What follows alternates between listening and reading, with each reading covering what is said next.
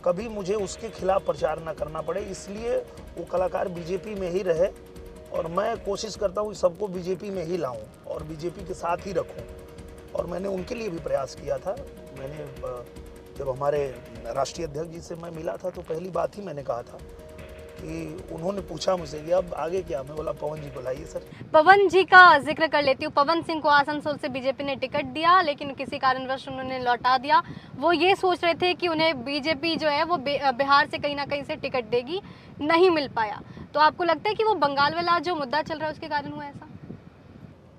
मुझे लगता है कि ये पूरी तरह से पवन जी का अपना निजी मामला है और वो क्या सोच रहे हैं वही बता पाएंगे, तो ये सवाल आप उनसे ही पूछिए।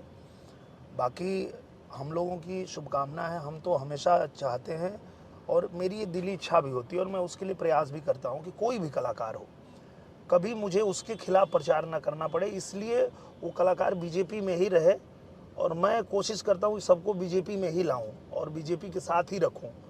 और मैंने उनके लिए भी प्रयास किया था।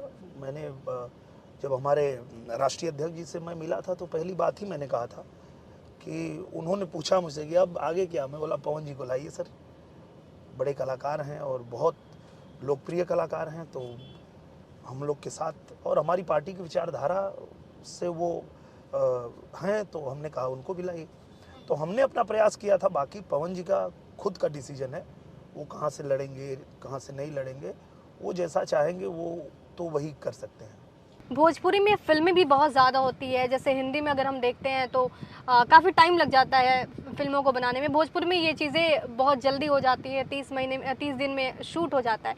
तो आप निरहुआ जी कैसे मेंटेन करते हैं, क्योंकि इधर बहुत सारा काम भी, आपको जनसंपर्क अभियान करना है, जनता से जुड़ना है, उनकी सेवा करनी है, दूसरी तरफ फिल्मों में भी ध्यान देना है, मैनेजमेंट कैसे होता है?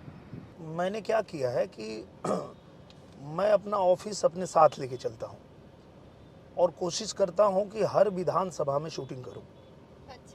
तो जिस विधानसभा में शूटिंग होती है वहीं खेत में हो रही तो खेत में ऑफिस लगा देता हूँ, कहीं नहर पे हो रही तो वहीं ऑफिस लग जाता है, वहीं कंप्यूटर लग जाता है। और जो लोग भी उस विधानसभा की जो भी समस्या लेके आते हैं वहीं लेटर टाइप होता है और वहीं से जो है हम अपना भी काम करते हैं और उनका भी काम करते हैं।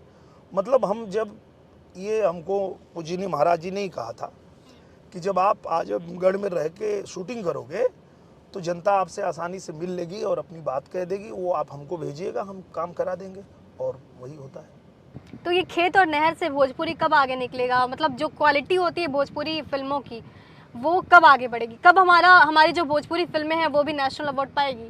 क्योंकि मैथिली ने नेशनल अवार्ड पा लिया है, भोजपुरी की बारी है। मैथिली को भाषा का दर्जा मिल चुका है और हम लोग भोजपुरी के लिए भाषा का दर्जा मांग रहे हैं। मैंने सदन में भी मांग उठाई थी और हम लोग जो जितने भोजपुरी बोलने वाले सांसद हैं सब लोगों ने मिल करके और वो सारे डॉक्यूमेंट तैयार करके और पूरा जो साक्ष्य है वो सब, जो साहित्य है वो सब इकट्ठा करके और वो हम लोगों ने सदन के पटल पर रख दिया है।